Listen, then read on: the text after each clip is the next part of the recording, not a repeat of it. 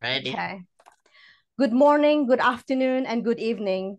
It is my great pleasure and honor to welcome all of you to the second One Global Women Empowerment OGWE conference as we come together to echo a call to action towards accelerating the implementation of good practices on gender equality in line with the commitments of the G20 B20.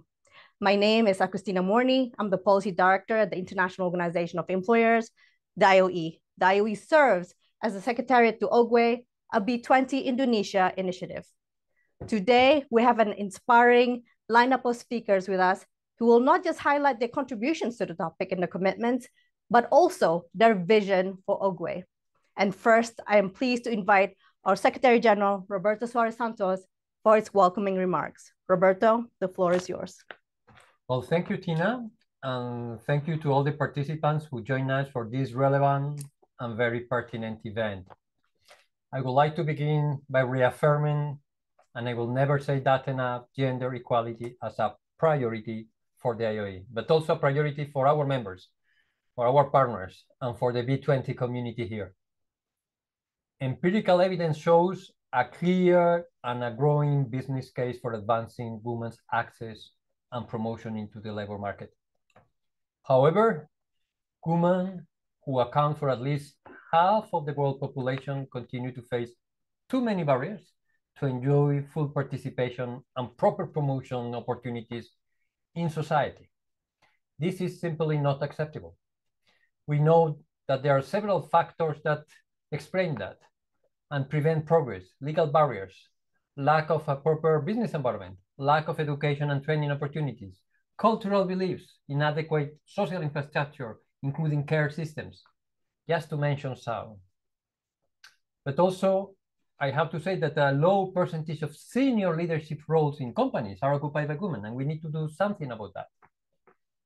Our concern is that previous encouraging progress on gender equality could be reversed.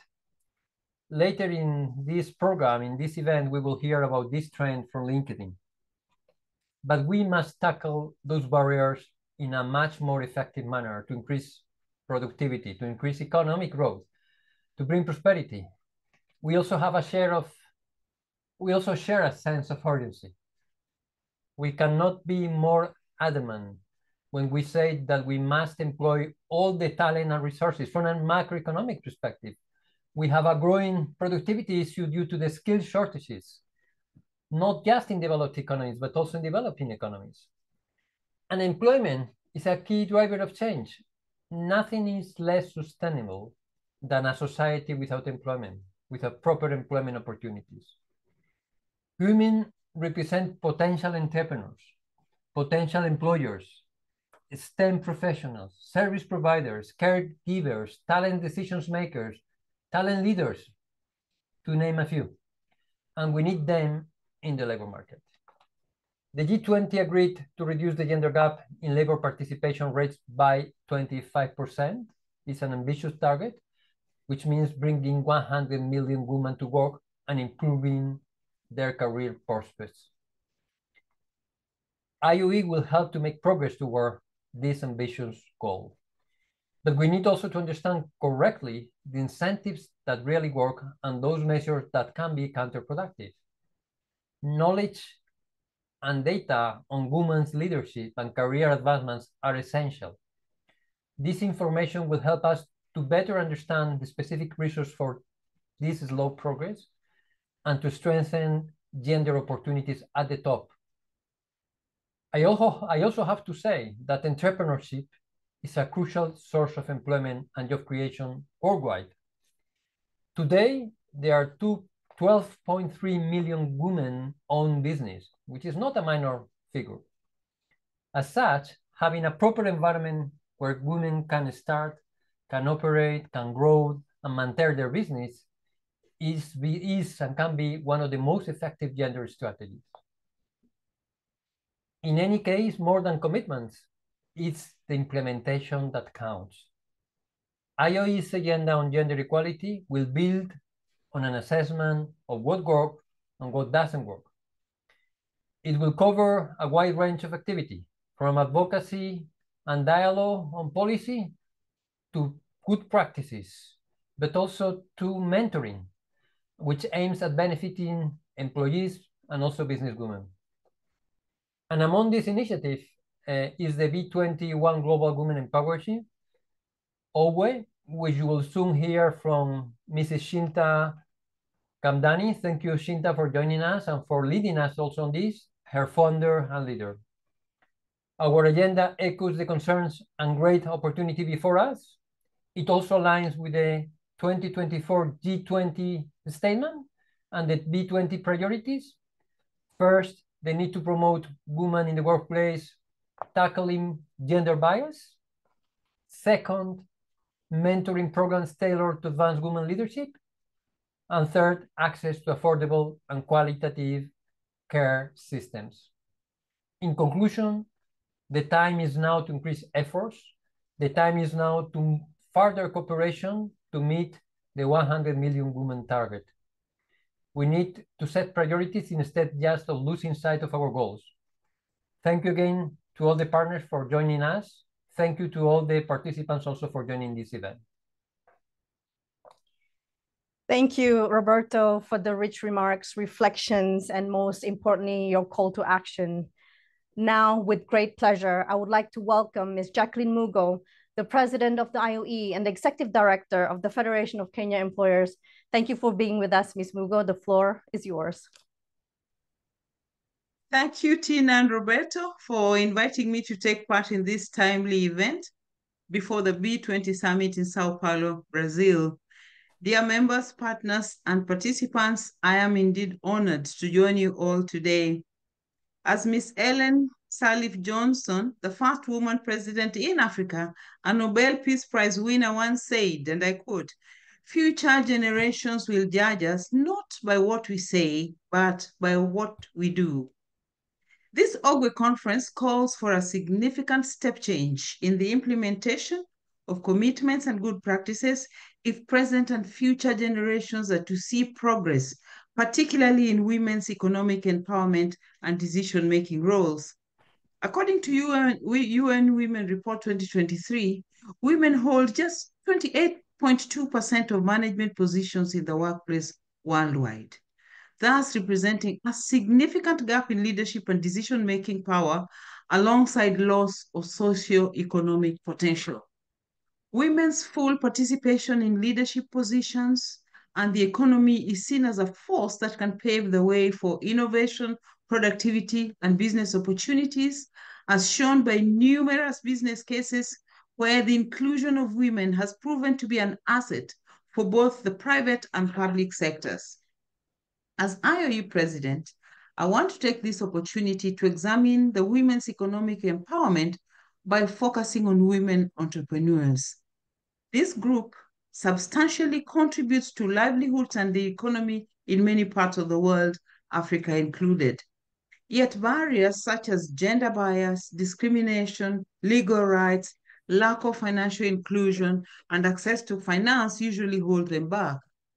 Despite many obstacles, according to Global Entrepreneurship Monitor, GEM, women are still drawn to opening businesses worldwide, driven mainly by necessity and job scarcity, such as in Africa and Latin America, followed by generating an income and making a difference to contribute to social change. According to the African Development Bank, women own 1/3 of all African businesses, including in the informal sector. Africa hosts the highest percentage of women entrepreneurs in the world. And in 2023, women comprised 58% of the self-employed population and 13% of the GDP in the continent. MSMEs are the backbone that sustains communities by creating and delivering products and services, creating jobs, and engaging in trade, thereby contributing to the local and national economy. Establishing an enabling environment which fosters women's entrepreneurship is paramount to a healthy and sustainable economy. According to the World Bank, in emerging economies, formal MSMEs contribute up to 40% of the GDP. Yet, many of these businesses operate in the informal sector, providing women with a source of income albeit with long-term costs due to the lack of social protection mechanisms and business uncertainty, which affect both individual and the economy. There are barriers to women entrepreneurship experience. Around the world, this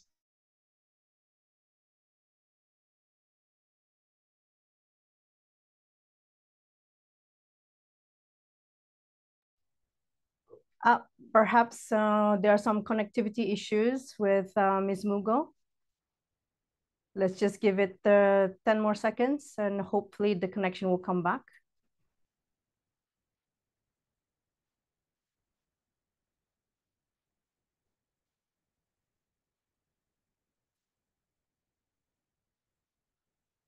Let's just give it 5 more seconds. Thank you, colleagues, for your patience. Oh, okay, I see her. Okay, welcome back, Jacqueline, you're back. We just lost you for 10 seconds, so please continue with your interventions. We just lost the last 10 seconds. And you're muted. Welcome back. Welcome back. We can hear you now. We just lost 10 seconds. I'll tell you how I had to dash across the city and be here in 30 seconds before you started. So one of the other barriers is the high degree of informality. And I was talking about women starting businesses merely to survive and the profound implications that this has for the future due to the fact that they do not have social protection benefits, they do not have access to financial instruments, even when these are available. There is therefore a need to support women entrepreneurs in the formalization process where business registration and legal requirements are not administratively burdensome and costly to the point of discouraging women from the process. The third barrier is that many MSMEs operate in a slim structure and need access to finance. Otherwise, it puts sustainability and potential growth at risk. The fourth one is a lack of business networking opportunities and skill gaps, including financial literacy and digital skills, and personal and professional life imbalances, which play essential roles in preventing women from launching their businesses. International Trade Center research showed that those able to move their trade operation to e-commerce survived and thrived during the pandemic and were able to save their businesses and livelihoods. So which is the way forward? And we must understand the nuances that make female entrepreneurs different from their male peers if we want our support and interventions to be effective.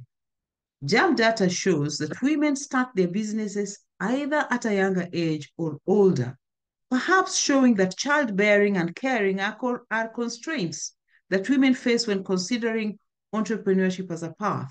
This understanding is essential in countries with a social protection system for parental leave, as it can incentivize formalization. A drive towards formalization is important if we want to start reversing the picture of survival entrepreneurs into a thriving one. Women entrepreneurs need support through capacity building, financial instruments, and access to funding and development support, hence bridging a gap to transitioning into formalization. In this respect, employers' organizations can act as bridge builders, working with their governments in promoting women's entrepreneurship and empowerment through programs, peer exchanges and services, including developing and strengthening network opportunities. So in conclusion, as IOE, we welcome the recommendation of the B20 Task Force on Employment and Education to facilitate access to a diverse range of financial instruments and sources of finance to sustain SME investments, as well as increasing emphasis on promoting gender equality in access to capital. I want to emphasize the need to enhance support for female entrepreneurs, including in new fields such as the green economy, because they represent new potential for growth and opportunities. The elimination of obstacles to formalization and access to finance is paramount if we want women to grow and with it uplift the growth potential in their community and beyond, because women give beyond what they do for themselves and their families. The aspiration of economic growth and prosperity must be backed by increasing investment in women's work and talent through concrete actions that deliver results, such as improving access to business networks that can help scale up businesses towards sustainable growth and well-being for female entrepreneurs and the communities they serve. I want to thank you all for this unique opportunity for talking to you this morning. Asanteni sana, as they say in my part of the world. Thank you, President Jacqueline, for your interventions and for setting the scene for us at this conference. It's really important to understand the real challenges faced by, as you say, surviving women entrepreneurs. We must have this honest conversation among ourselves if we really want to move the needle on gender equality. So thank you so much. And thank you also for agreeing to represent not just IWE, but the whole global employers community in Sao Paulo at the upcoming B20 Summit. Thank you so much. We really appreciate your remarks. Now, I would like to welcome Ms. Shinta Kamdani, Chairwoman of APindo, B20 Indonesia, and founder of the Ogwe Initiative. Ms. Kamdani, the floor is yours. Thank you for your kind introduction, Tina. Allow me to first thank you, IOE, not only for giving me the opportunity to deliver this intervention, but also for the organization's consistent effort in driving gender equality in business leadership, in employment, and in entrepreneurship under the One Global Woman Empowerment OGWE. Before I share my intervention, let me remind all of us that women was and still underrepresented and marginalized in business and employment that we cannot stop, nor can we ever give up on making efforts towards gender equality in the economy. When Indonesia was leading the B20 presidency back in 2022, the conditions are worsened as women are so disproportionately affected by the pandemic economic setback. Today, actually, the pandemic economic crisis might be considered over. However, the scaring effects that the pandemic caused to women in employment, in business leadership, and in entrepreneurship persists. Women participation in employment today may rise to exceed pre-pandemic condition, and globally, women in employment is about 47.8% based on ILO data 2022. However, the gap between women employment and male employment are still staggering, between 25 to 50 percentage points. And I think this is something that we all have to be concerned about. And also women tend to be overrepresented in vulnerable jobs. This means women are either working shorter hours, not by choice, employed for temporary work, involved in forced labor or unpaid work, having poor access to social protection, or not having rights to maternity leave. Furthermore, women occupy nearly half of entry-level position, but only 25% of C-suite's role. This is based on WEF 2024 data. Women's professionals are still suffered from gender pay gap, gender-based harassment, or gender-based violence at work. The share of women entrepreneurs is only slightly improved compared to the pre-pandemic. Even among OECD countries, it's only about 10.1% on average, with the highest share of women entrepreneurs only about 30.2%. Although progresses are better than nothing, I think the little achievement we have made to date is far cry to the potential we may have if we just take serious action to advance gender equality in the economy. We don't have to say anymore that the numbers say it. Vacancies estimated that women participate economy can add estimated $13 trillion to global GDP in 2030. World Bank also estimated that closing the gender gap in employment and entrepreneurship can potentially increase global GDP by 20% compared to the existing baseline. However, at the current rates of progress, it could take 5 generations or 134 years to achieve gender parity worldwide. It is to speed up the progress to a gender parity that B20 set up such an ambitious KPI back in B20 Indonesia presidency in 2022. We would like to assess how far the G20 economies have empowered women in their economies. We envision that by 2025, G20 economies may improve the percentage of share of women entrepreneurs from an average 9% to more than 32.4%, improve the percentage of women in middle and senior management role from 24.6 to 46.2%, and improve the share of women participation in labor force from 49.8 to more than 80%. B20 do not merely set up ambitious KPI just to create homework to our government and then sit back expecting them to achieve it on their own. B20 Indonesia, in fact, are fully aware that such ambitious goal towards gender parity in the global economy required concerted effort of all economic stakeholders involved. It is true that we need our government to take the extra mile to adopt policy which support and incentivize gender parity at work and entrepreneurship. However, we also should gather and support global businesses to make effort toward gender parity within our own parameter of influence our business activities. The OAKWI was born for the purpose of aggregating and scaling up global business effort towards this gender parity. Given that we are still so far away to our goals of making the global economy as gender inclusive as we aim for, I cannot help but to think that the OAKWI will be even more crucial to accelerate gender parity. The OAKWI does not only call businesses to be leaders, set examples, and share best practices in creating gender parity. OAKWI is also designed to provide a reliable support system for businesses all over the world to start effort, to scale up, and exchange practices in empowering women in business. Furthermore, it is also served as an advocacy engine, to which I'm proud that the IOE has done such a great job as the OAKWI Secretariat, which ensure that all relevant stakeholders, which is government, business, investor, philanthropy, NGO, are on a line to our goals and support one another. Moving forward, there are many businesses that we can do together to contribute to this acceleration. I think Ms. Mogo underscored important points regarding ecosystem to support women entrepreneurs.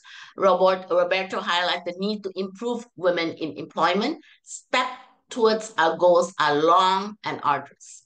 It cannot be done by any single actors in global economy. Thus, my intervention is simple. Let's advocate it together in any way we can, on papers as well as in actions. Let's consolidate our efforts and scale it up. Let's complement and empower each other. I believe that the OAKWI conference are here to enable you to do just that. So let's us act today. Thank you. Thank you, Ms. Kamdani, for that powerful intervention. Really, 5 generations. We have a long way to go, but indeed, if we work together, OAKWI as the advocacy engine, as you mentioned, Ms. Kamdani, I think we can try to also make contributions in this space. Thank you so much for being here with us and taking into account your busy schedule. It's so late in Indonesia right now. The IOE Secretariat will continue to hold the torch and carry out the work started by B20 Indonesia under your leadership, Ms. Kamdani. I'm now delighted to introduce Ms. Gabriela Leone Furtado, representative of the B20 Brazil Women, Diversity and Inclusion in Business Action Council, who will share and present some of the Action Council recommendations, which will be presented at the B20 Summit in Brazil. Gabriela, thank you for a year-long collaboration. IOE is pleased to be network partner for this Action Council. We are grateful for sharing this important milestone in efforts to promote gender equality and diversity together. The floor is yours. Thank you so much, Tina. Greetings, everyone. I'm here today to share with you the key takeaways from B20 Brazil when it comes to women, diversity, and inclusion in business. I have a short presentation. I'll share my screen with you. Please let me know if you can hear me well and see the screen. Is everything okay? Great. And I want to start by thanking IOE for the invaluable partnership as network partner for B20 Brazil. We are particularly honored to have Mrs. Mugo joining us as a speaker in B20 Brazil Summit in São Paulo. And I hope we can continue collaborating towards our shared goal to building a more fair, more equitable world for women. And here I organize my speech today into 3 sections. First, a brief overview of the Britain to Brazil structure. Then an overview of the recommendations that comes from the policy paper from our edition. And last, the diversity legacies that arise from our B20 Brazil presidency. This is an overview of our structure. And in the bottom of the page in colors, you can see the thematic groups in B20 Brazil. Each one of them has the deliverable of a policy paper with policy recommendations to the G20 governments. And on the right, the last one is the Women, Diversity and Inclusion in Business, led by Paula Belizia. And this is the one we will focus today. And this is an overview of inside our Action Council. And here you have a QR code where you can access the full paper, if you may.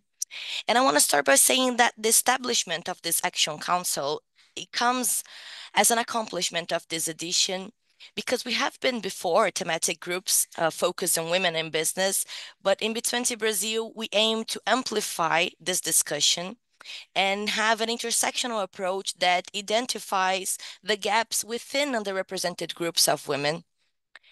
And when it comes to race, ethnicity, disability, so on and so forth. And based on this, we developed recommendations in 3 pillars. The first one is about representation. The goal is to increase participation of underrepresented groups in the labor force and in the public sector. And 2 actions for this. The first one is about data. The idea is basically creating guidelines, monitoring selected KPIs, and as Shinta mentioned in her speech, this is important for us to know our targets, to know where to go. And when it comes to diversity, we still need to know the problem to address the problem. There's a way to go on evidence-based data to support initiatives, to understand the scenario as is, and to, at some level, speak the same language so we can discuss it and know where to go. And the second one is about acting on structural challenges. And particularly for women, this group focus on recommendations related to public policies to tackle obstacles that prevent women from participating in the labor force, for being entrepreneurs, for thriving in their careers and being leaders. And examples of it are, as mentioned here before as well, reliable public services that may include private partnerships to care ecosystems that take this burden from women and allow them to use their time to their careers, to their lives. And we have these shared ecosystems of care. Moving to the second pillar, it's about career and economic empowerment. And as Roberto mentioned in his opening speech, it's about creating an environment, an equitable labor force environment where women can thrive. And here we have 2 actions as well. The first one focuses on corporate career. And here we talk about incentives for companies to engage in diversity and inclusion strategies within their business practices. And so, for example, governments can offer subsidies, awards, endorsement programs, preference in government contracts for companies that actually investigate their demographics data, that investigate their pay gaps and address them, that have diverse selection process, mentoring, sponsoring programs for underrepresented groups, so on and so far. And here's more about incentives than tough regulations, because we believe that this creates a more favorable environment for companies to engage on this in the current scenario. The second action is about entrepreneurship. And a quite hot topic here, mentioned many times. And as Mrs. Mugu said, the lack of finance is a key for women entrepreneurs. And here, one recommendation that we have is to implement incentives to engage financial institutions to develop tailored credit solutions and scorecards. Because we do believe that the reality of women entrepreneurs is different. So the credit solutions need to accommodate those differences. A common example is collateral.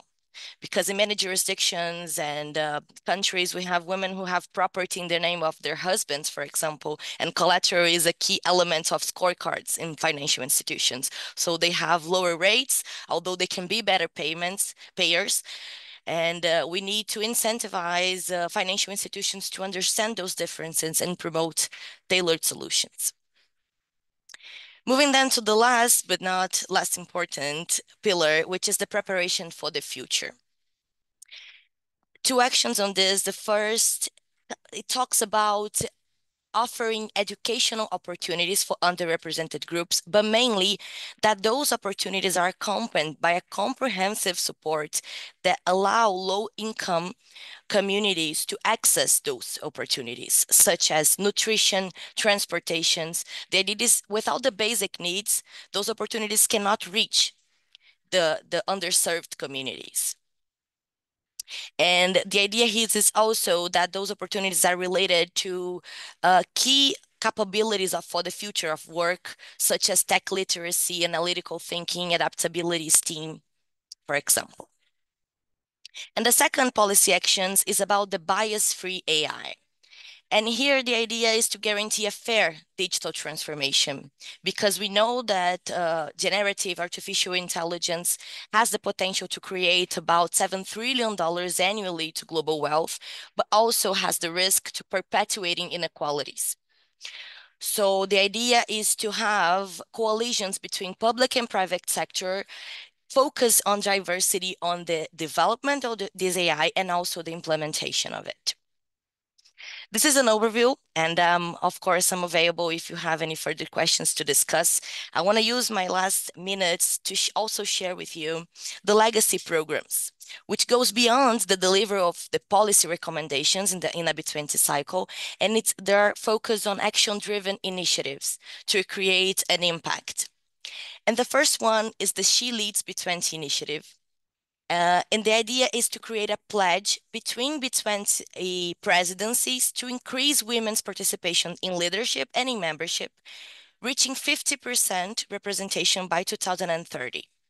And this comes from a pain point from our edition, and I'm sure that previous editions faced this as well, because when you have to develop a secretariat from scratch in a B20 presidency, we struggled to find those women CEOs and leaders to be in those positions, and we are sure that those women exist.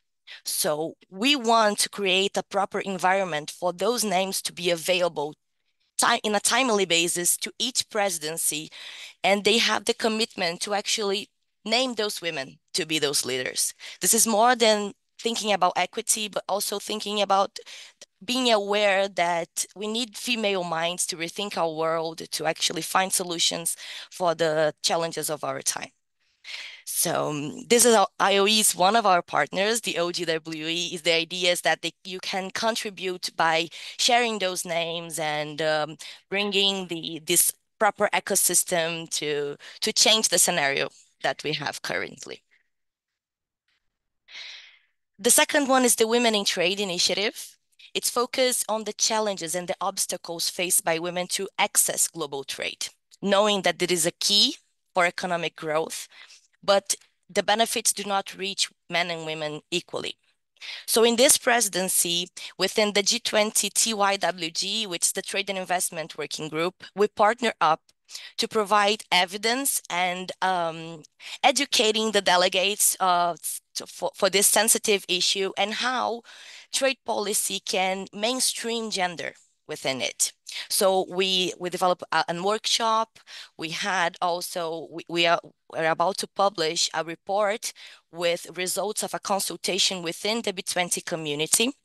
And we want this to continue so that policymakers can be more and more aware of those gaps and act to change the scenario. This is what I have for today.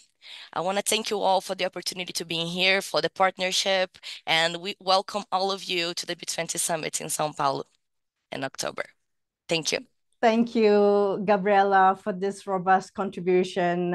Indeed, OGWE participants who are online would have been familiar. We did send out that survey on the Women in Trade. Thank you so much for also your contributions to the B20 Secretariat CNI. Thank you, Gabriela, for all the cooperation over the year. It was really a great pleasure to work with you personally. And the IOE delegation looks forward to see you in Sao Paulo. Thank you. I'm now pleased to introduce Ms. Bettina Shaler, Head of Public Affairs at the Adecco Group, and co-chair of the B20 Brazil Task Force on Employment and Education, our friend and partner, a trailblazer and great supporter of Ogwe from the outset. Bettina, you have the floor. Thank you so much, Tina, and what a pleasure to be with all of you. I really want to commend you, the IOE, of course, the B20, and all the partners who are here around this absolutely key initiative. It's, of course, an honor for me, a true honor to be part of this conversation on women empowerment, women employment, women leadership, women equality. I shouldn't stop here. Colleagues, it is so important to put the emphasis on these topics. And I'm actually, again, proud to be the voice of one of the employers. It is more important than ever because unfortunately we see out there that the trend is going in the wrong direction. I'm generalizing here, I know it, but it's really a little bit, not a wake-up call because we know it too, but just a reminder to all of us. The numbers are slowing down. And I know that we will hear from our colleagues from LinkedIn that just the gaps are not closing, right? It's just not happening fast enough. And if anything, in the private sector that I represent, I'm also noticing a type of fatigue, if I can use that word. So I do believe that it is more important than ever to showcase initiatives. And I'm actually proud to represent a company that has decided to double down on the topic, that has decided that now that there are issues, it is time more than ever to move from commitment to action. I brought a few slides. I will be very brief. I invite you to be on the journey with me, but I couldn't resist to walk you through what that doubling down consists of at the Adecco Group, a workforce solutions company that operates in 60 countries. What the Adecco Group journey has been and is continuing to be is to embed this topic of women empowerment, women leadership, women equality into the values of the group and into what is a very specific value, of course, of inclusion. This will all sound familiar to you. But again, I don't want to make it sound as if it was an obvious piece. It is an element that needs to be crafted, that needs to be injected, it needs to be followed, and it needs to be underlined and accompanied by initiatives and by commitment. The commitment of the group is, of course, to move towards that gender balance in leadership levels by, we've now put 2030, I can assure you we're looking way beyond that, of course. And it starts with leadership, of course, we know it, so we have to live it ourselves. It's the gender parity at the board level and at the executive team level.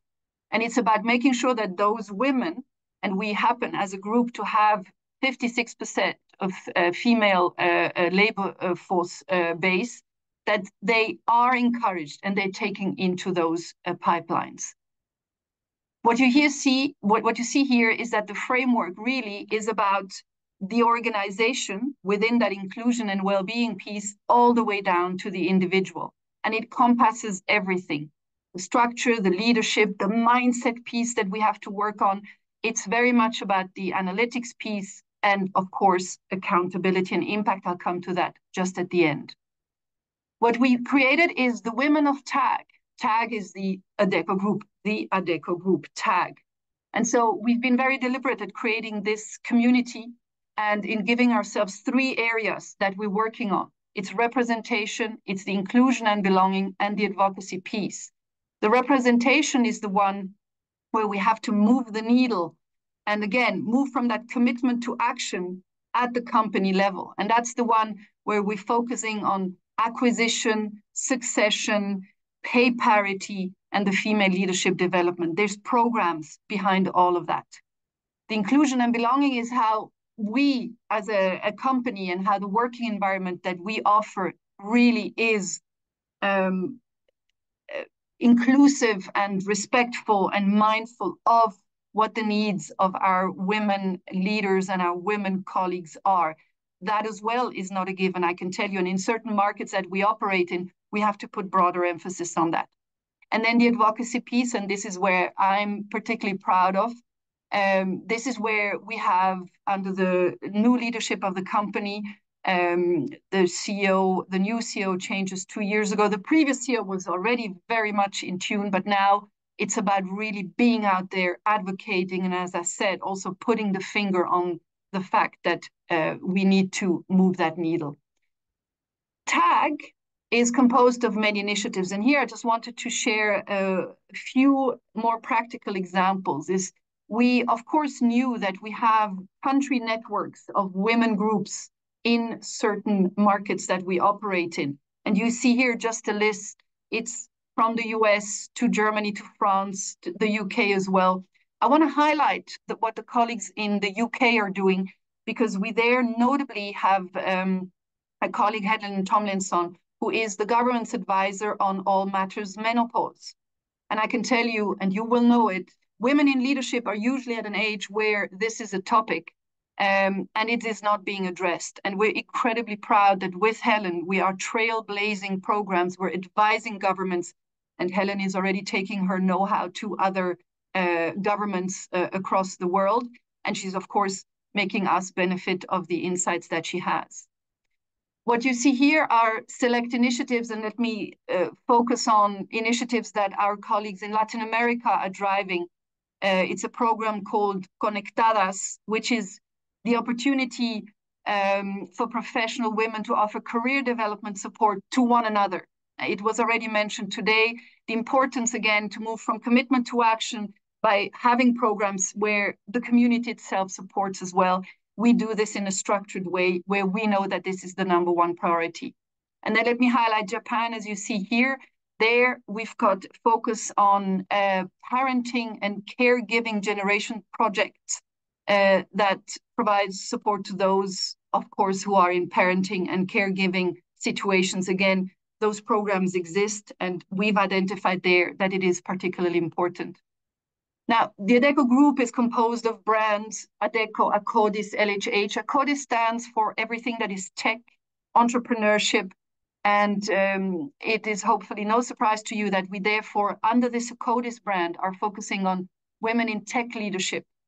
We have developed a massive program that we have been rolling out since this summer, where we're accelerating programs for females in tech in general. That includes the entrepreneurs that were already in focus today.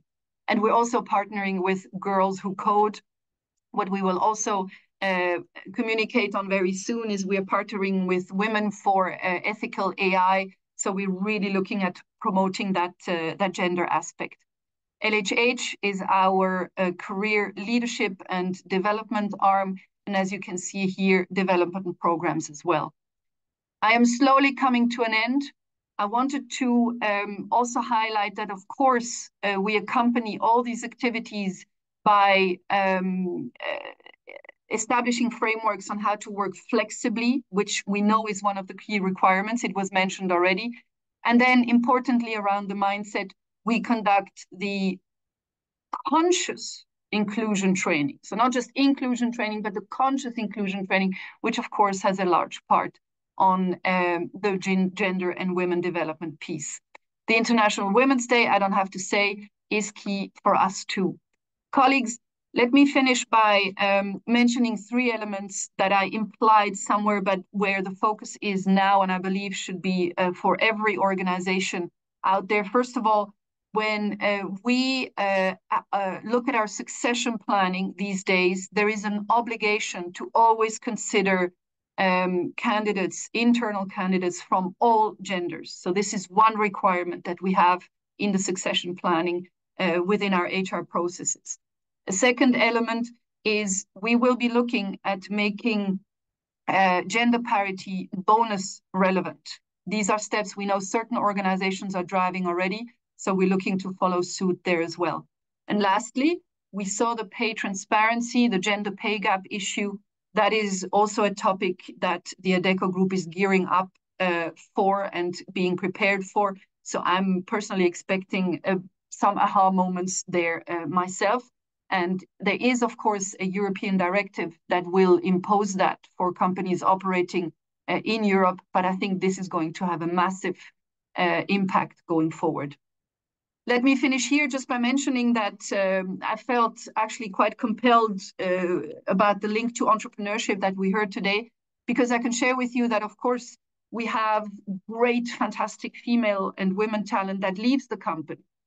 And I should say, unfortunately, but I am actually very proud because I have seen so many of them becoming entrepreneurs and starting businesses, very often in our space, in that HR space, but also in other areas. And I think this is where all the topics are connected as well. And I know from conversations, because I keep in touch with them, that of course they value what they got from the group, but they are definitely the biggest ambassadors also to our cause.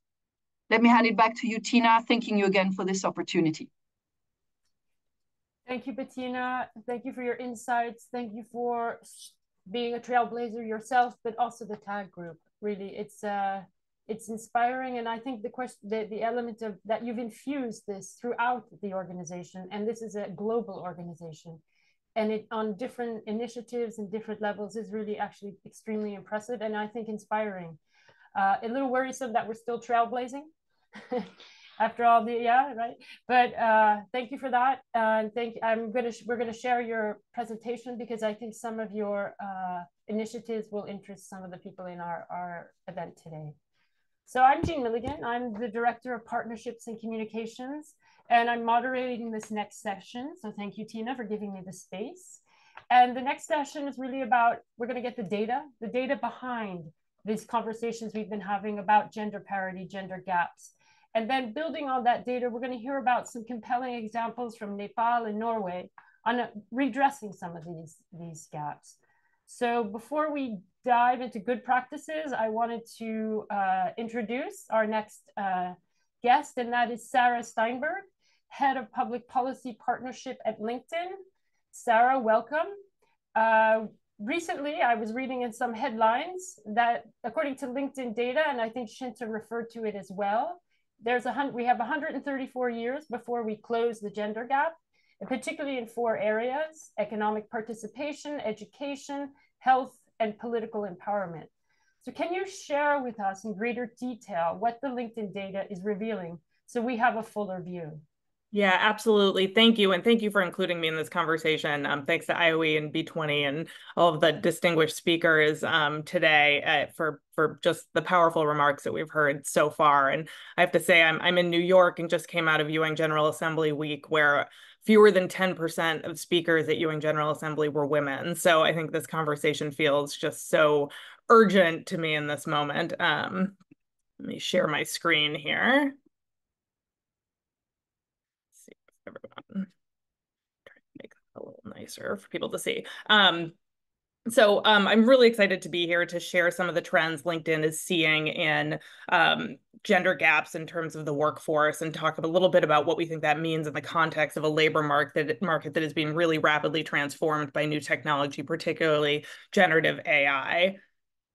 And, you know, at LinkedIn, we're fortunate to have this incredible data asset, which is all the activity that's happening on the platform from more than 1 billion members in 200 countries around the world. And so what that means is that we have these unique real-time insights into how the economy is changing. And that allows us to track these trends like gender gaps in real time. And what we're seeing is that we're really at a pivotal moment, I think, for women in the workforce. For many years, we were seeing this sort of steady but insufficient progress when it comes to some of the key measures of women's economic participation and success. That's not true anymore. We're seeing stagnation and even backsliding around the world. When it comes to women in leadership, we see a significant gap, with women making up only 32% of leadership positions globally. There is no country and no industry that has achieved parity. And globally, progress on women's representation and leadership has reversed. So we're seeing since 2022, the hiring of women into leadership has fallen to the extent that we have now erased years of progress. We see that when hiring slows, as it did in 2023, the rate of hiring women into leadership declines. Sarah, yeah. We're just interrupting because we're not seeing your slides in flow. We see the opening, or we see slide number 15. Oh. So if you could show us, yeah. Let me see. Sorry about that. No worries. No worries.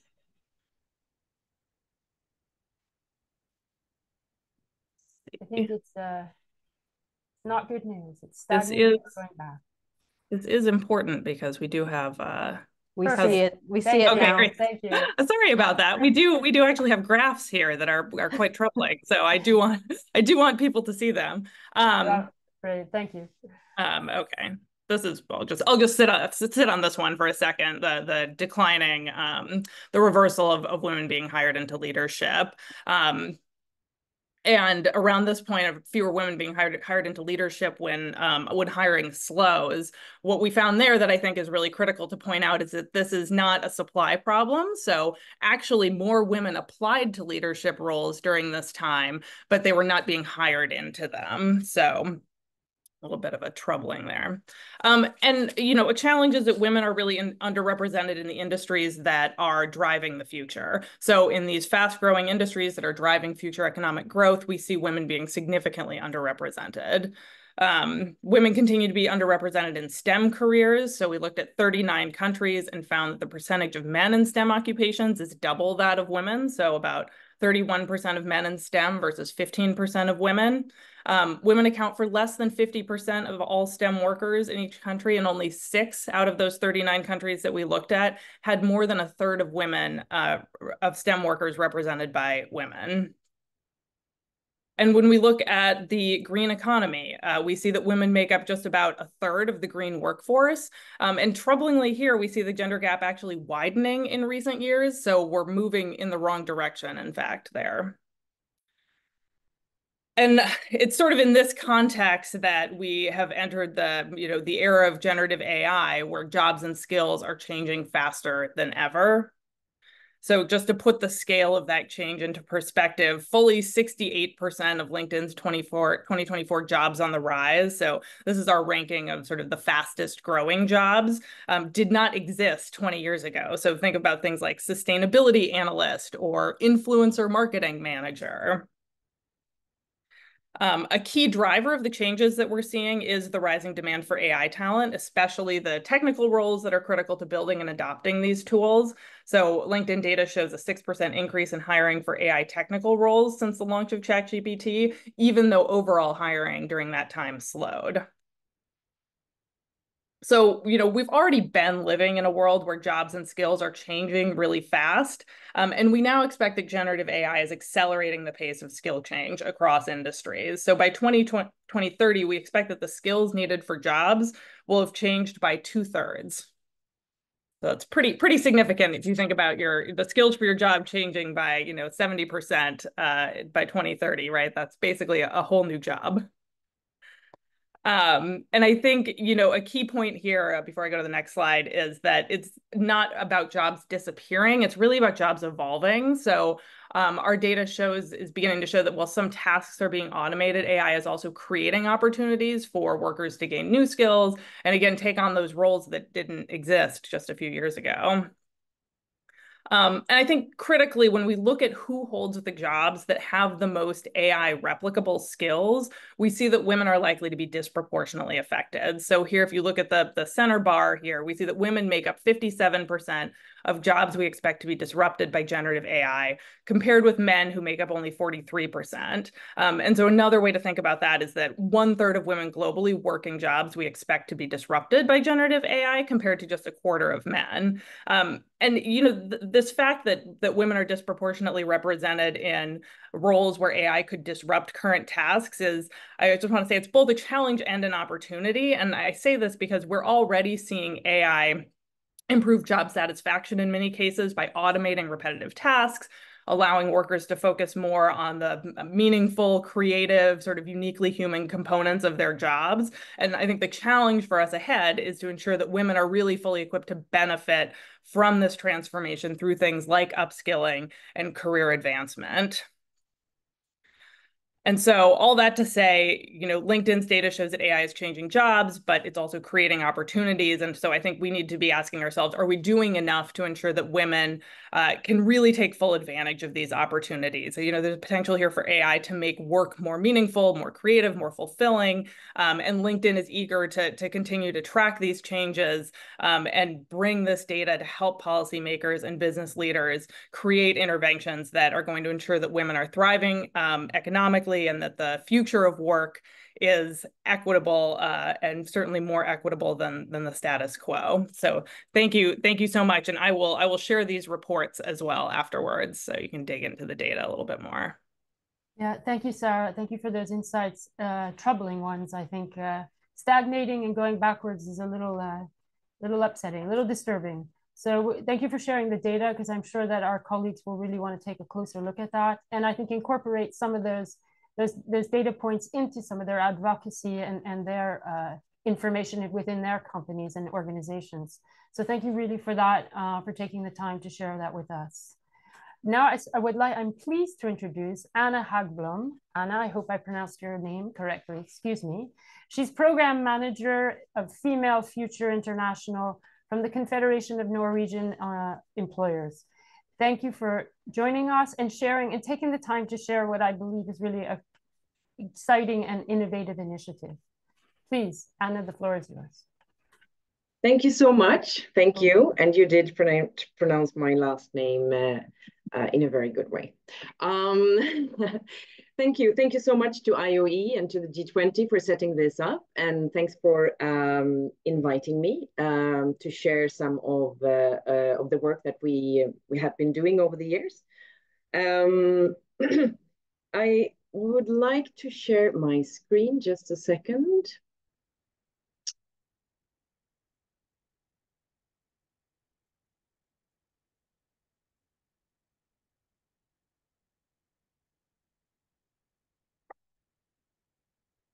Here we go. I wonder if you see that with all the lines and stuff on it, do you? Or does it look okay to you? Sorry, that's supposed to be the first slide. Yes.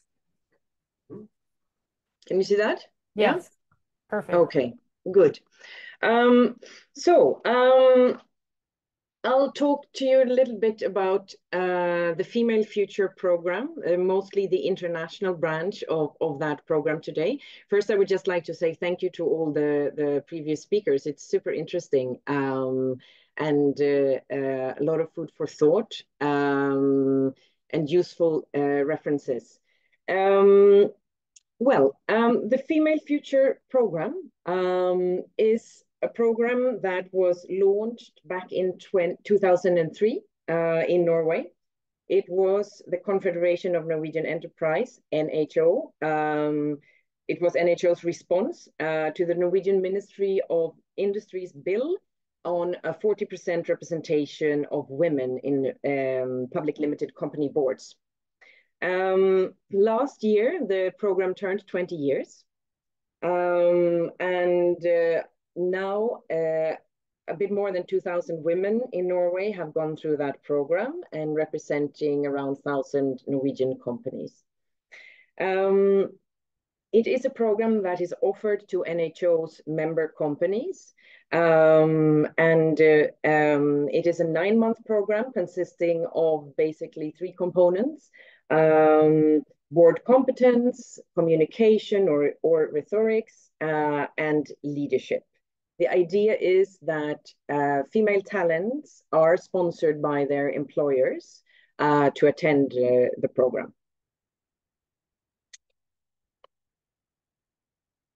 So one could maybe ask, why is such a program needed in Norway?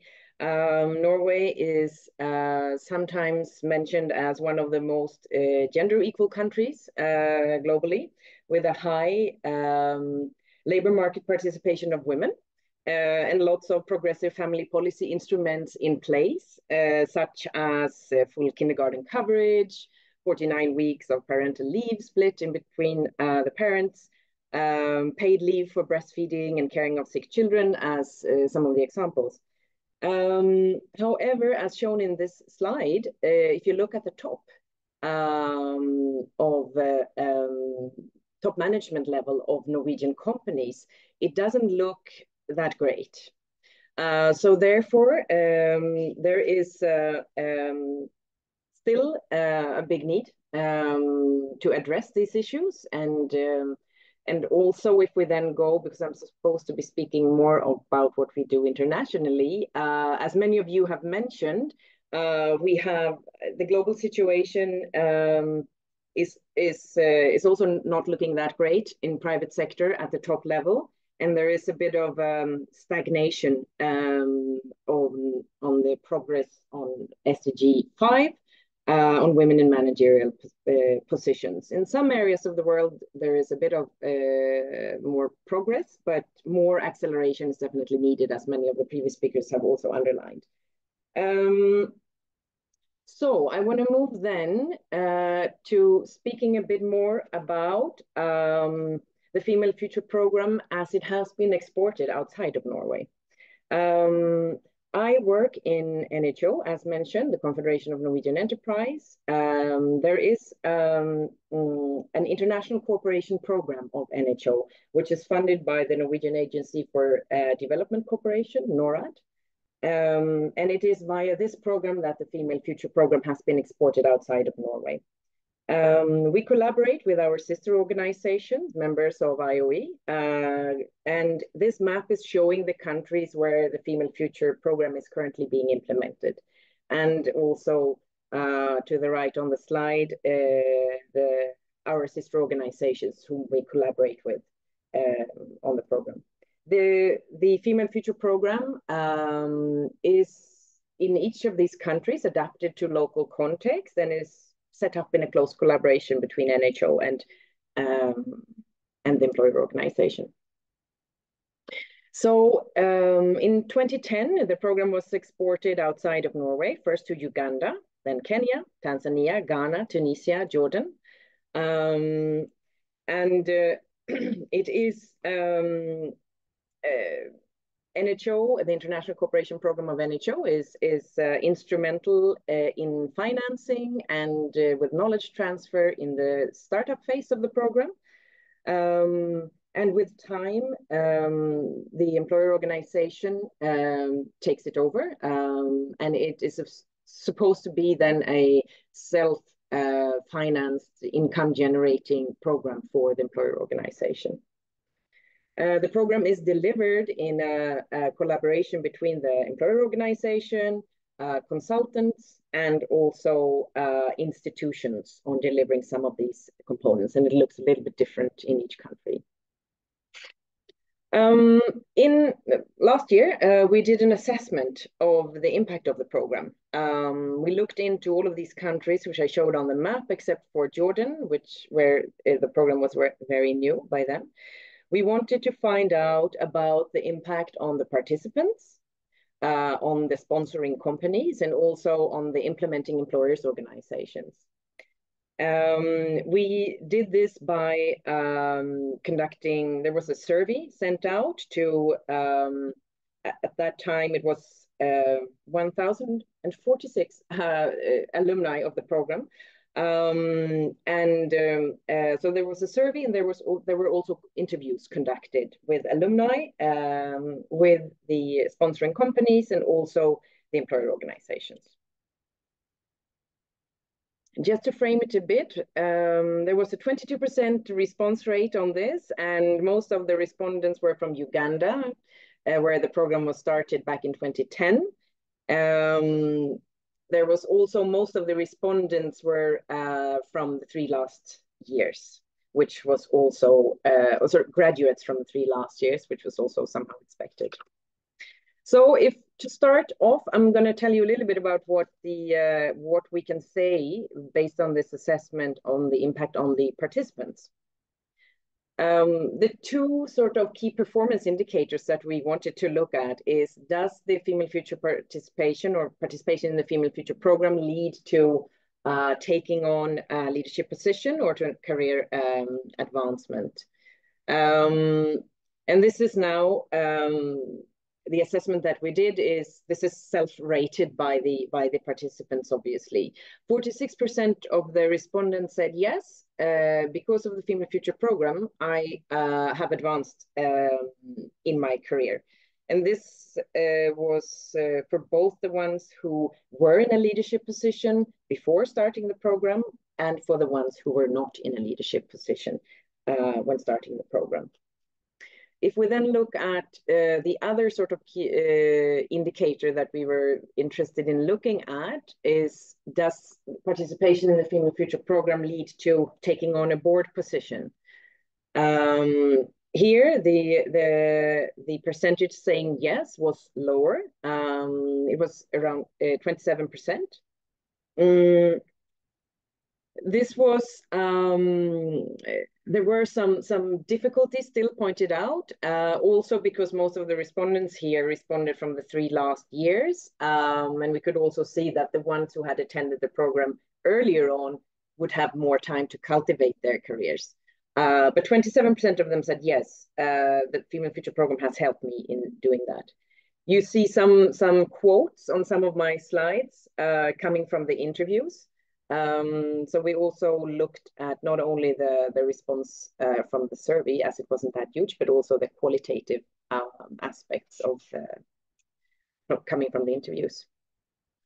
I'm just touching on some of the results here, and obviously there is more information in that report which can be shared. But one interesting thing that I wanted to lift is also that there seems to be some like an unforeseen impact of the Female Future program that we're not really able to measure, but I want to highlight it. And that is, and I think one of the earlier speakers touched a little bit upon that before, a common theme in the interviews with the alumni was that there was a wish after attending the program to give something back or to pass this knowledge or insights forward. So there were initiatives mentioned that went beyond career advancement or board engagement, such as becoming mentors, setting up mentorship programs for secondary schools, starting leadership trainings for young girls, and starting investment clubs, and so on and so forth.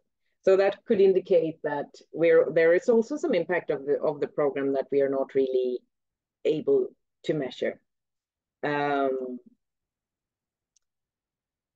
So just moving on, and this is going to be shorter, on the impact on the sponsoring companies. So the member companies of in Norway of NHO, but in, for example, the member companies of the Association of Tanzania Employers or Kenyan Employers.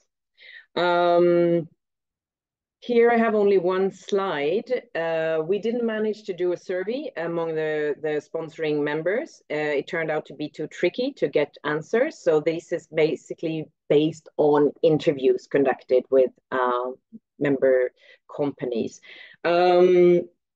And the original idea here is, as I mentioned, the company sponsor participation, and the idea is that there's supposed to be a development plan in place to follow up on afterwards.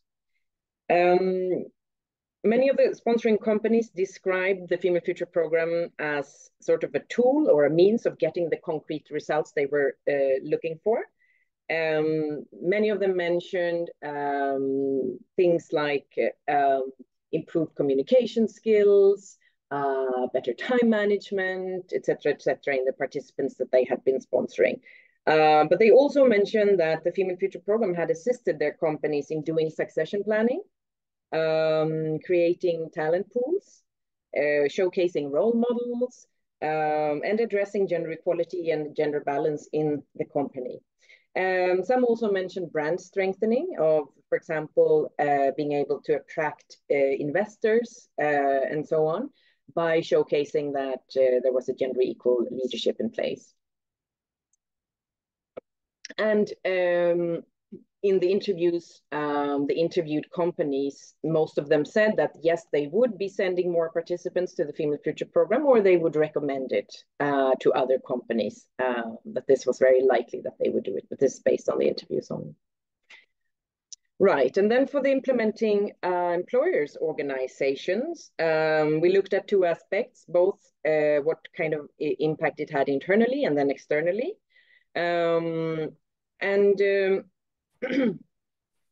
They said, or what came out of this assessment was that there was sort of, the program seemed to have had sort of an effect on the general awareness and gender equality in the organization, increased understanding among staff, in the employer organization of why it is important to work on gender equality, and an increased awareness of gender balance in conducting member activities, for example. Anna, we're just interrupting because we're looking at our time.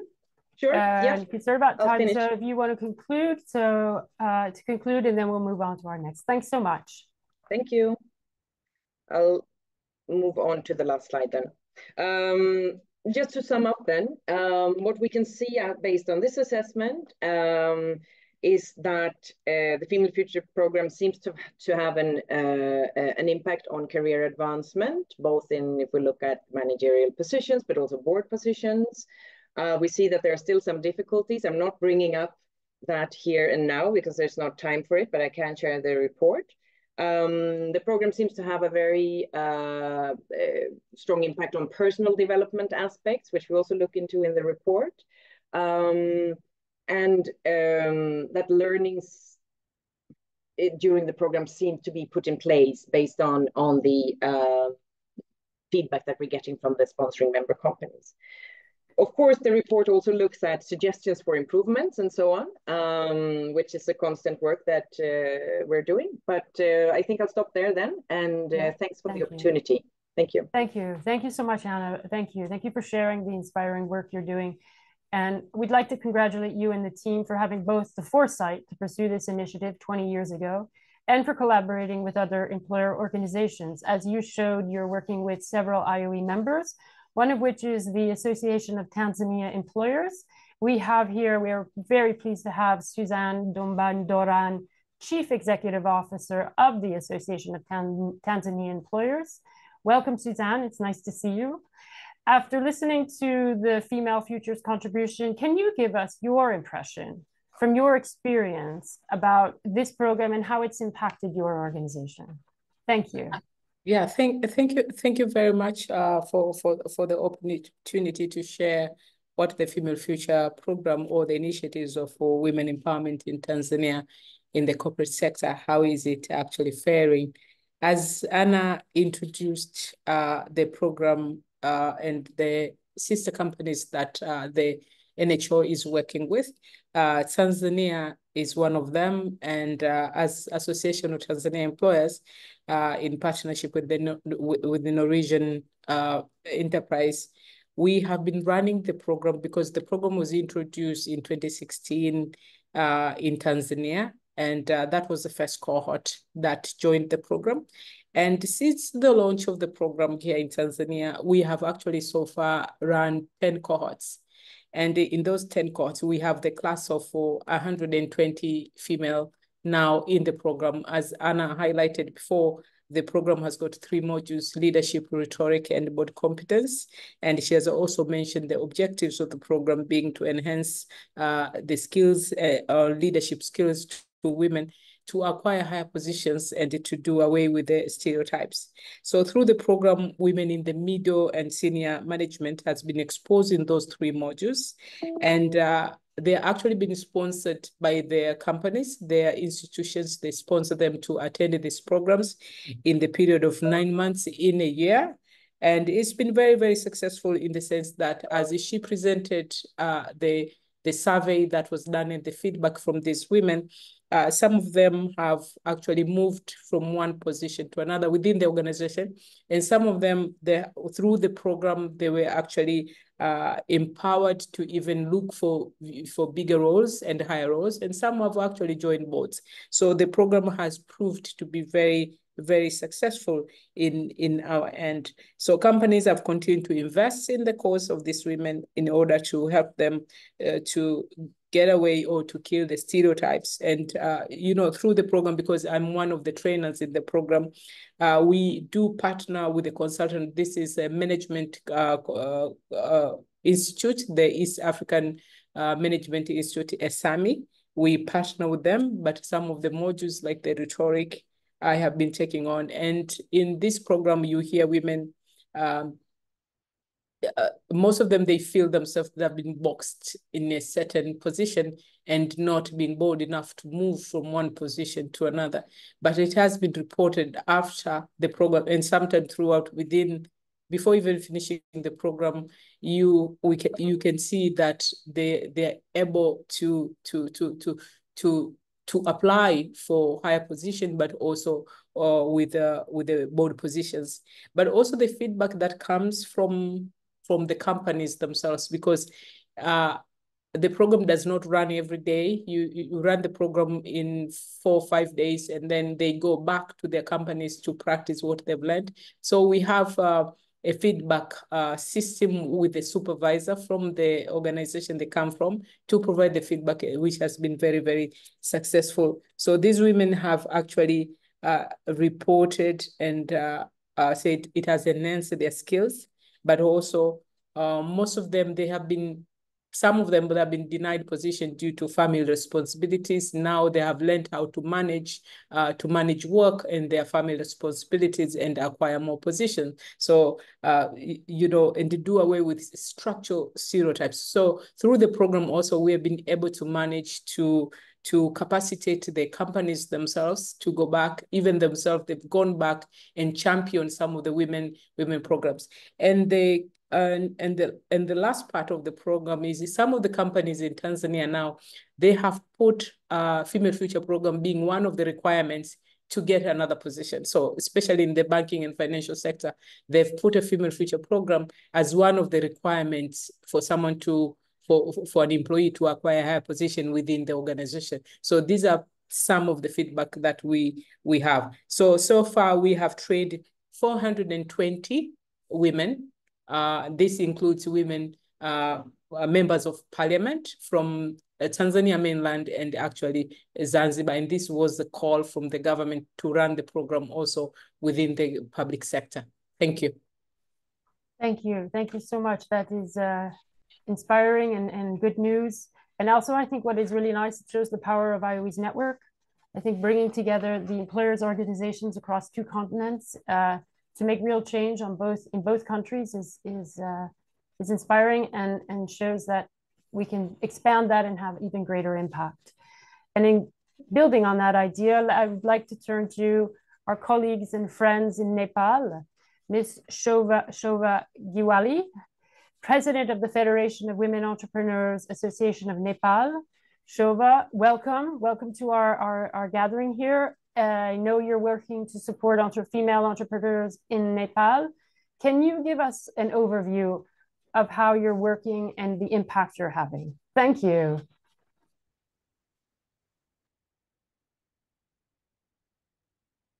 Shova, you're muted. You're muted. Thank you. Thank you so much. Okay. Thank you so much, moderator. Good morning, good afternoon, good evening, distinguished guests, international speaker, ladies and gentlemen. It is a great honor to be before you today at this significant gathering of leaders and change makers. I am Shova Giwali, President of Federation of Women Entrepreneur Association of Nepal and the Director of National Daily, Nepal Republic Media. First of all, I would like to extend my sincere gratitude on behalf of Federation to the IOE for this valuable platform. Dear guests, since our inception in 2003, the Federation of Women Entrepreneur Association of Nepal has remained committed in its mission to empower Nepali women economically and socially. Thus, contributing to the national progress, our journey has been marked by persistent advocacy, capacity enhancement, and the promotion of women-led enterprises, both at home and abroad, with a vision to build a stronger Nepal through the socio-economic empowerment of women. FWIN now proudly represents over 5,500 registered business women entrepreneurs across all 7 provinces through our 70 subsidiary WIN chapter, district chapter, with the vision to build the nation through socio-economic empowerment of Nepali women.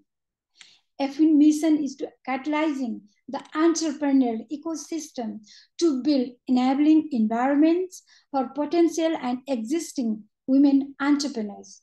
The goal is to transform the socio-economic status of women and empower them through entrepreneurship.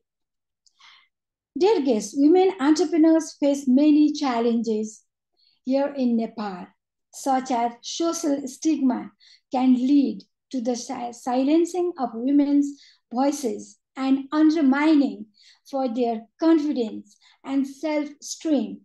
They face numerous hurdles when seeking institutional finance, inadequate access to training program and technical support, lack of digitization, and a lack of knowledge among women entrepreneurs, growth of women entrepreneurs, lack of policies that address the challenges of women entrepreneurs has been disappointing, and limited infrastructure, inadequate transportation networks for connectivity, lack of market information, and difficulty in reaching target customers create a lot of challenges to women MSMEs. To support women entrepreneurs, EFIN focus on 4 objectives: to advocate on issues related to women's economic empowerment, to enhance capacity of women entrepreneurs, to support business of women entrepreneurs, to increase outreach and engagement locally, nationally, and internationally. As a center hub based in Kathmandu, EFIN serves as a focal point for interaction with government bodies, national institutions, and international stakeholders. We are committed to ensuring that the voice of women entrepreneurs are heard in key decision-making process at all levels. We achieve following policies like startup loan without collateral, development of province level business incubation center, eat local, wear local, empower local, and promote local entrepreneurship. Making Nepal. Shobha, Yes. it's Jean here. Excuse me. We're short on time, so if we will share your slides, we will absolutely share all of your slides. If you want to just conclude, give us a few more pieces of information, and then we'll share all your slides. Okay, sure. Thank you so much. Thank you. No, I'm going to finish my presentation and 2 pages more. Is it okay? Absolutely. We have about 5 more minutes? You have 5 more minutes. Okay, sure. No worries. Brilliant. Thank you so much. Okay. So entrepreneurship is more than just starting a business. Abhilasha, please change. It is about empowering women to take control of their economic destiny. Women entrepreneurs have the potential to drive economic growth, create jobs, and contribute meaningful to our society. EFIN has been working on creating a more inclusive business ecosystem. Women entrepreneurs need the skill to enhance their product and services to meet market demands, which is why, with the support from ILO, EFIN established Business Development Center, a one-stop hub for business-related services. We have an e-commerce WinBiz and a financial record-keeping tool, BDC app, recognizing issues such as market access, product development, exposures, and business knowledge. International Women Trade Expo became an annual event each year, focusing on the theme, work together, win together, to empower and showcase women entrepreneurs. Expo offers a platform for showcasing product and provide insight into market trends, business strategy, and a networking opportunity through symposium, B2B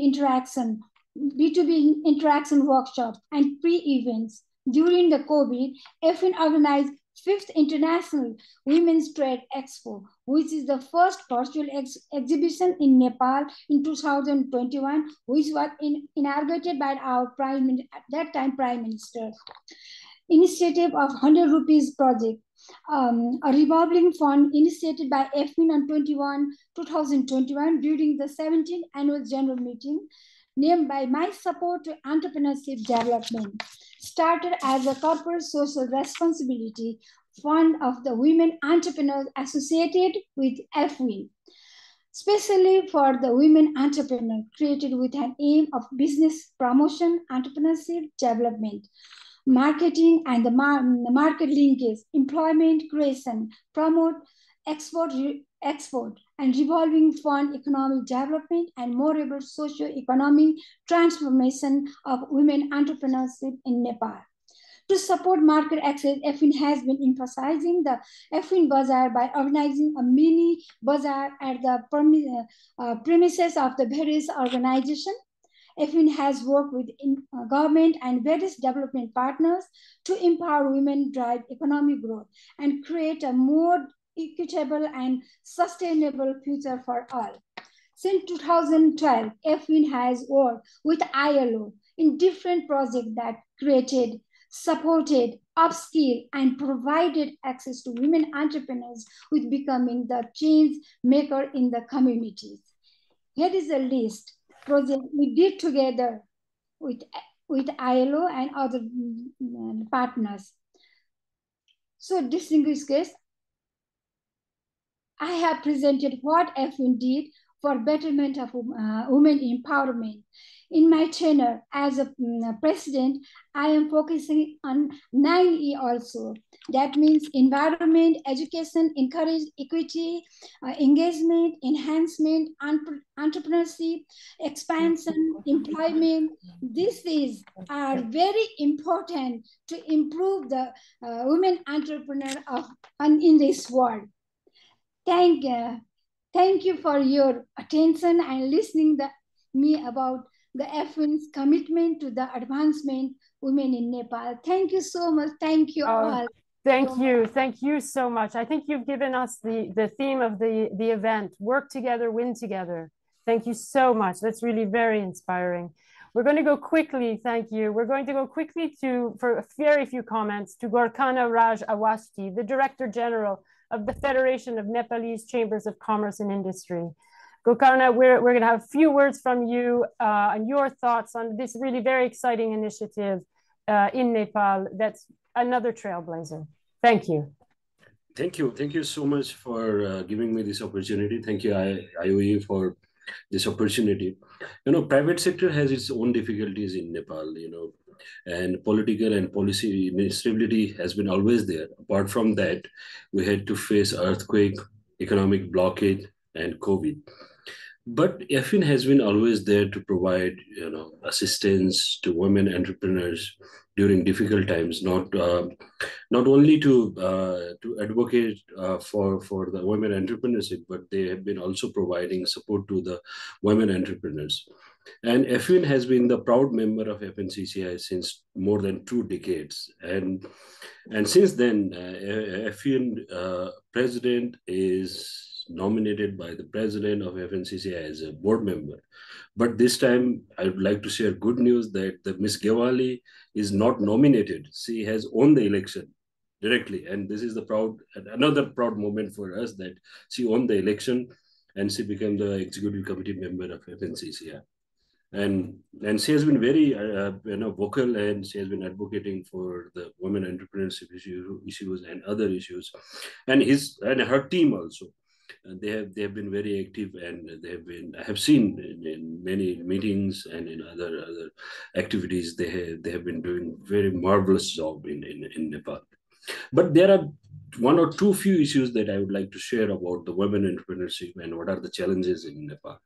So approximately 27% of the businesses are owned by women in Nepal, and which is not that up to the international mark, but it is okay. But recent days, government has stopped the scheme, that concessional loan that they used to provide to the women entrepreneurs. They have stopped it because of the some sort of fiscal, difficulties to the government. And this is the time that we need to support women entrepreneurs because of two reasons. Number one is we have just revived from the COVID pandemic, and the second is we are graduating from LDC category. And Nepal is the only country which is graduating without fulfilling income threshold category. So there are three categories that out of three, if we fulfill two, we are eligible to graduate from least developed countries, get one.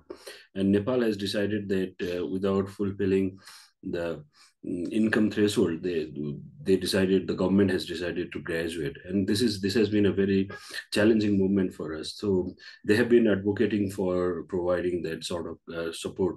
And in South Asia, if you take the example of India and Bangladesh, the growing economies of South Asia, India has two important programs that provide support to the women entrepreneurs. Like they have Samriddhi, Mahila Samriddhi Yojana.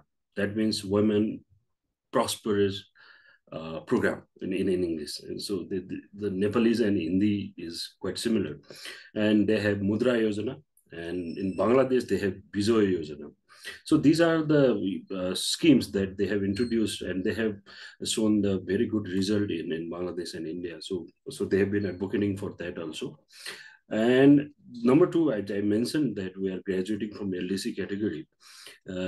So there is a threat that we will lose the market in the European Union, particularly because European Union has provided us the EBA facility, everything but arms facility, the LDCs they have been receiving it. So under that facility, we are exporting all our products to European Union without paying any duty, single duty at all, and other developed countries. And if that scheme will stop, then in our study, the SMEs will be affected largely, and 40% of those MSMEs are owned by the women. So that is the concern for FNCCI, and it should be the concern for the government. So I would like to request the participants here, and you are there, and Tina is there, and other colleagues in the IOE and ILO. I would like to request them to, since the Nepal is graduating without fulfilling the income threshold, we need some sort of, concession from the developed world. But despite that, the things are improving as well. After graduation, after COVID, Nepal was one of the countries that recovered very fast.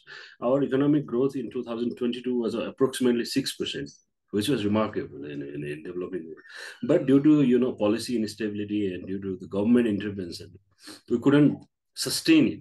But now things are improving. The foreign exchange reserve is quite comfortable, and that is sufficient enough for 14 months import, which is very good. And price stability is there. The tourist arrival is very good. So I would like to request the participants here. So think about doing business in Nepal and think about visiting Nepal, because trust me, this is a very beautiful country, and we are ready to host you in Nepal. And finally, today is the last day before our biggest festival called Dasai. We celebrate it for 10 days. And out of 10 days, we have a holiday for 5 days. So the holiday starts from tomorrow. So I'd like to wish you all, everyone, a Nepali big festival Dasai. And once again, thank you very much, IOE and the team, for giving me the opportunity. I would like to thank Yafin for their marvelous work also. And we'll continue be in touch with IOE and other colleagues. Thank you. Thank you very much. Thank you. Thank you so much. And have a lovely holiday. Thank you for sharing. And thank you for also raising, I think, this is a very important point about the women running SMEs and the impact new regulations have on SMEs and that this will have on women entrepreneurs. I think that equation probably sometimes gets lost. So Jean, we're very grateful for your having stayed with us. I remember when I was at the B20 in Indonesia and your colleagues came running up to me because they were absolutely excited about Ogway. So we're really pleased that the relationship and the contact has developed and into something even more profound. So let me introduce Jean Matfin, Communications Lead for the HP Foundation. So Jean, I'm going to give you the floor to give us some information on your initiatives. Thank you. Great, thank you. Thanks so much for that introduction, Jean. And hello everyone. I'm really delighted to be here to share HP Life with you. and to show you how to access this free learning resource to use with your networks. And just to avoid any bandwidth with issues, I'm going to go off camera to make the presentation. So I'll just share my screen.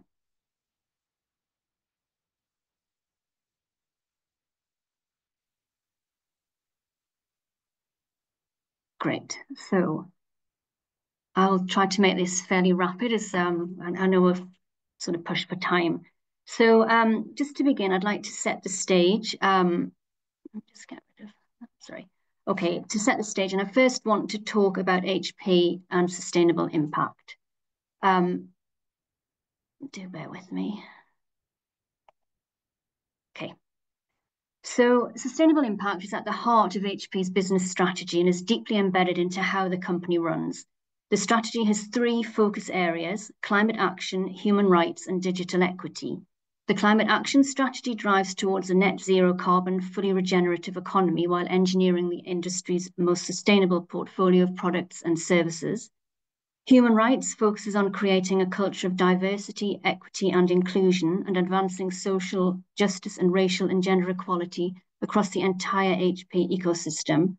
And the digital equity strategy aims to lead in solutions that break down the digital divide that prevent so many from accessing quality education, good healthcare, and economic opportunity. So let's talk just a little bit more about the digital equity strategy, which is the pillar that HP Life falls under. So in 2021, HP set a goal to accelerate digital equity for 150 million people by 2030. And for us, this means trying to bridge the digital divide and provide equitable access to education, healthcare, and economic opportunity for those who've been traditionally excluded. This includes obviously women and girls, people with disabilities, communities of color and marginalized groups, and educators. To help achieve this goal, HP takes an all-hands-on-deck approach and strategically partners with nonprofits, local and international organizations, as well as employees and business units in order to find ways to scale impact. So how does HP Life fit in? So I work for the HP Foundation, which is a nonprofit 501c3 private foundation of HP Inc.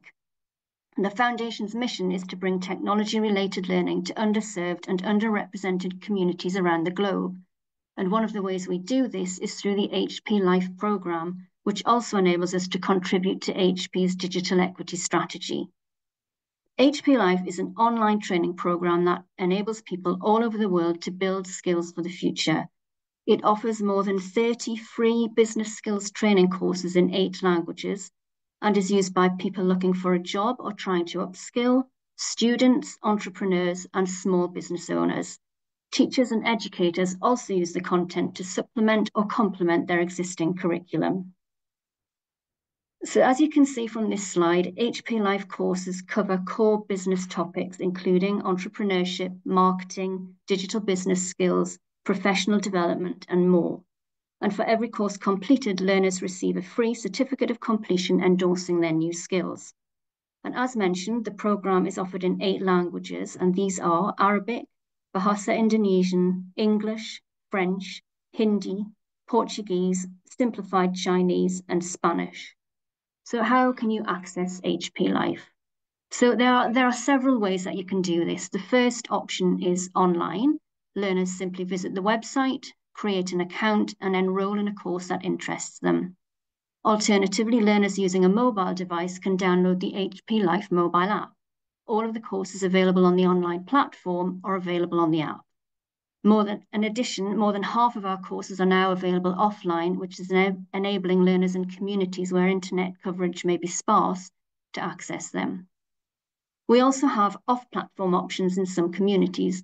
For example, we partnered with JA Europe, who integrated HP Life content into their own learning management system in localized languages. This has enabled them to offer the program to JA students in Romania, Bulgaria, and more.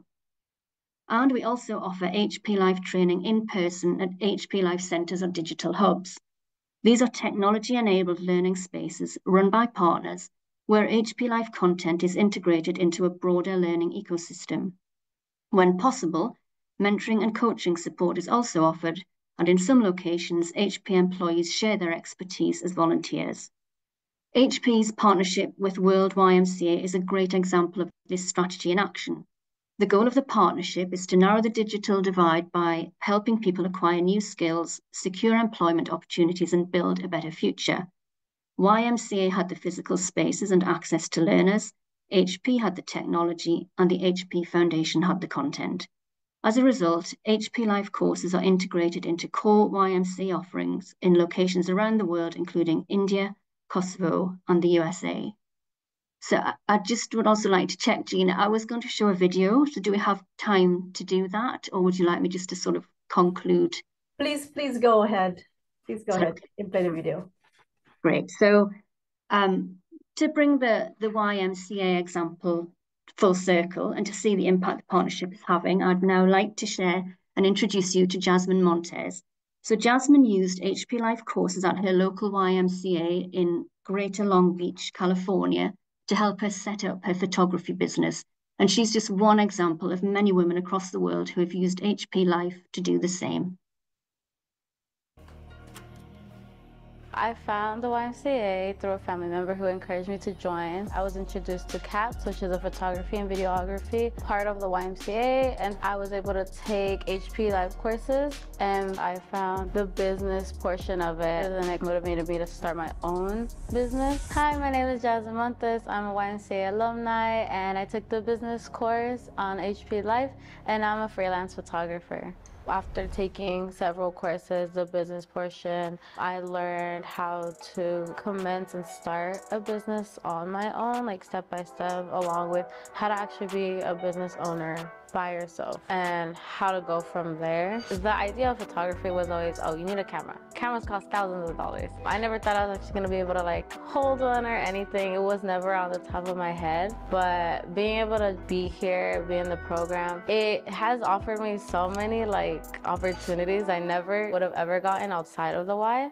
Digital equity to me means being able to get the opportunity to use certain software, from being able to actually do the courses to using HP laptops that were actually provided to us through the Y, being able to use cameras and certain equipment. It could be anything from the actual internet to physical digital equipment. That is what I think digital equity is. It's really crazy how much kids and teens are affected by the Y in a positive way. Like, it's life-changing, and because they provided you all these lessons and things to where you actually got the skills and the knowledge, and because of the Y and the HP course that kind of like motivated me to start my own photography business. I continued it since 2019 till now, and I really love it. It's really cool, and I'm really grateful, because if I wasn't in the Y, I don't think I would ever even gotten into photography at all. Great, so I hope you enjoyed that. It's a really inspirational story, and we're just extremely proud that HP Life is helping women all over the world like Jasmine build the skills they need for a successful future. So thank you for your attention. I hope you found this interesting, and thank you for enabling me to share HP Life with you today. Thank you, Jean, for that video and also the interventions. Really grateful for coming in and to share with us the initiative. I'm a big believer of lifelong learning. I'm a lifelong learner myself, so I think we should continue to always upskill and reskill ourselves in the changing world of work. So thank you so much for sharing that. So colleagues, we have 10 minutes for the Q&A. Let's maximize the time. I'm happy to take 2 or 3 questions from the audience. So if anyone could like to raise their virtual hand, I'll take the first 3 questions, and then I'll open the floor to all the speakers to volunteer themselves to contribute to those questions. The floor is now open. I see Dr. Syed Hussein, all the way from Malaysia, who's joining in really late in the evening. Thank you so much, Mr. President, for joining and listening for the whole 2 hours, despite your busy schedule. Dato, over to you. Yeah, first of all, a comment, and then I will share with you the issues we have in Malaysia. I think for me, what surprised me, and I think it's, I'm a firm believer in gender equality. And from hearing from the international statistics, that's really worrying to me, because we have been hearing all the trends seem to be dropping. It's going negative now. And I think one of the other important thing is this issue of gender diversity. We should continue to fight for it. We should continue to highlight our concerns. We got to make ourselves relevant, because in human culture and life, if you keep quiet, you get forgotten. Now, we got to champion this, and we should never let this go away. So that's one key point that I take with you guys. And I'm also saying that, you know, I always felt that based on the Malaysian data, I thought things were going quite well. But as I hear around the world, it's a bigger concern for me. As far as Malaysia is concerned, I think, yes, we need to continuously improve the numbers. But I think in our case, you know, in the board levels, there was already a statutory requirement to have a minimum of 30% of the people in the board. And as of last year's statistics, we are almost there, 29.2. And I think that figure is just a figure. We're expecting it to go higher. And institutions have been set up to educate retired government officials and retired corporate people to go through these board studies and then enroll themselves waiting in queue for public listed companies to take them. So that infrastructure is all there. In the C-suite, I think we have close to about 12% already in the C-suite if you take the whole employment. But in top management, we are doing quite okay. I think we have about 35% females. And then if you look at the labor force, you know, overall, the woman labor force, we have about 55% of the woman labor force in Malaysia, while men now about 70%. And another issue that we are facing in Malaysia, it's reversed from the rest of the world, as I hear. We are having more and more young women going into higher educations. If you take the institutions of higher education and the universities today, as of current, our enrollment are 65% female. And that worries us because the males, you know, they are 30%, and majority of them drop out. And for that reason, the government has also spent some amount of money setting up skills, thinking from the point that maybe males don't want to stay too long in college. Okay, we're working on it. That's a separate issue. But I think the problem we have in Malaysia, and I think somewhere we need to address this, and I don't know whether it's a world problem or an Asian problem. In the female category, while we are championing this and, you know, and pushing this through, the two segments we talked about was corporate world, and then we talked about entrepreneurship. After COVID, we find entrepreneurship in Malaysia, the latest group that comes in and are doing very well are the females. The females are all working from home. A majority of them are, you know, selling all kind of products from home, from food, from footwear, you know, to scarf and all those things. They're doing quite well. Our problem is we seem to be losing a lot of professional female in the corporate world in the height of their career, between, you know, 40, 45, that kind of period. And that's because of social problems. In Asia or in Malaysia, the culture is woman is given the responsibility to take care of the family. And therefore, between both of them, the woman has to make that sacrifice. And when that happens, you know, you put in all the efforts, and these are great people, and you're going to lose them. So one of the things we are working, you know, with the governments to really see how we can break this stigma. How can we change this?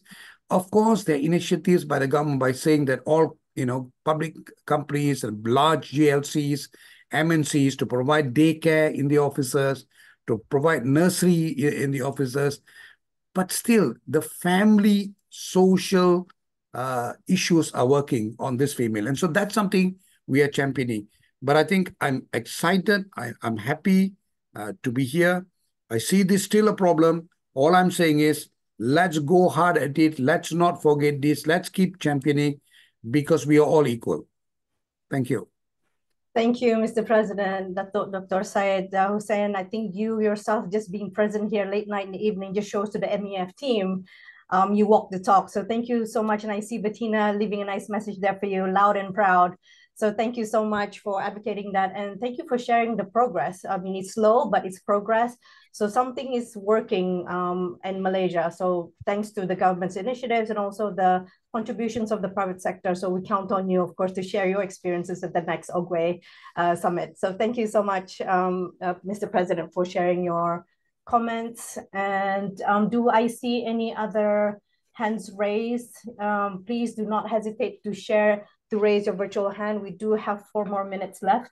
I can take one more if anyone would like to give a comment. Also to the speakers, if you would like to have some last minute remarks, please go ahead. I also take into account what Shova was saying, that's linked to what Dato was saying to do with the social stigma. There is an expectation at the societal level when it comes to women at that age between 40 and 50, as you say, they exit the labor market because there is that social expectation for the woman to take on care responsibilities. And that's linked to the care economy discussions that we had at the ILC last June. So I don't know if there are any other comments. I don't really see any raised hands. So perhaps without further ado, let me just now give, thank you. Can we just have a round of applause to all the virtual applause to all the speakers and guests. Thank you so much for your rich contribution. I see Florence also joining in all the way from Papua New Guinea. This must be really late for you. Thank you so much for joining in. Thank you so for your commitment for that. And I cannot end before giving the floor to Anne. I have to also thank the whole IOE team, Jean Milligan for kindly moderating, Roberto, Annalise has been working behind the scene, who's been working really, really hard. I must say, so special thanks to Annalise, Emily, Marina, Diego, Maria Sam. So there's a big whole team behind. So thank you so much for helping to organize. Thank you, Tina. Thank you. So Anne Boucher, I would like to give you the floor. Anne is the International and European Social Affairs Director of MEDEF in France, and also our esteemed chair and leader of the IOE Policy Working Group on Gender Equality and Diversity for the concluding remarks. Anne, over to you. Thank you. Thank you very much, Tina. Thank you for this kind word, and thank you to the whole IOE team for this, for the preparation of this conference. First, thank you to all speakers, to all participants. I would like to take the last few minutes to highlight a few points of this event. I think it was very insightful, very inspiring, and filled with concrete practices, with what I like, I must say, that can be, of course, adapted and implemented in other countries to narrow this gender gap and support women economic and empowerment. In addition, of course, this event strives to ensure dialogue, and it's very important, and continuity in gender equality between B20 presidencies, to see the consistencies, but also the progress that have been made on this team. As such, thank you. Thank you first of Shinta and Gabriela for your insight and contribution to B20 Indonesia and B20 Brazil. To start, I would like to reiterate that given the importance, of course, of this topic to employers, workers, and the communities that we serve, we will, of course, continue to work on this team with businesses, EBMOs, and partners. I will come back to you on that. Second, we must, of course, scale up our capacity building efforts to prepare women for decision-making and also leadership position, as we see, and advocate for developing and implementing core entrepreneurial skills available for women to support and facilitate entrepreneurial initiatives. So thank you, Anna. Thank you, Anna, for the contribution on the Female Future Program and the sister partner in Tanzania. So thank you, Susanna, also.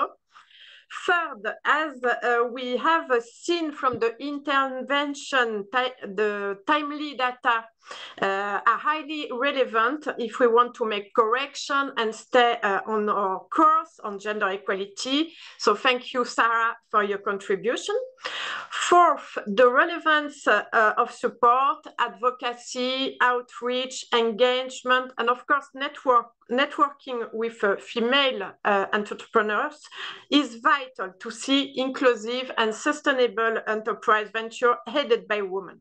So thank you, Shova, for your inspiring contribution from Nepal, and thank you also, Gokarna, for this excellent cooperation, and thank you, Bettina, for sharing the advocacy group initiative moving from commitment to actions. I should also thank even Roberto, of course, and Jacqueline for their presence, their support, as we reaffirm that gender equality is really a priority for the IOE, for the member federation, the partners, because as we heard today, future generation will judge us not on what we, by what we say, but what we do. And you know that based on the recent survey with the EBMO published this year by ILO ACTEMP, we know that over the past 6 years, a significant surge has been seen in EBMO's members who are advocating for women interests, such as Women Entrepreneur Association, Organization of Professional Women. So EBMO actions and influence on gender equality will go further. The vast majority, 81% of EBMOs advocate for greater gender equality, working with their national governments and worker organizations. So you can count on me to accelerate this process, frankly. As Mr. Hussein said, you should not be quiet. You can count on me not to be quiet and to move and push EBMOs to make progress and accelerate on that. So I'm also, so in conclusion, and as chair of this IOE policy working group, we are ready, we stand ready, and we will continue our journey on that. And to end, I'm also pleased to announce that we will gather on 10th and 11th December in Casablanca, Morocco, to go into greater depth on this issue that we discussed today, and to discuss concerted action that we could take in 2025. So once again, thank you all for your participation, and it was a very inspiring conference. Thank you very much. Thank you. Thank you. Bye. Thank you so much. Thank you, everybody. Bye. Thank you all.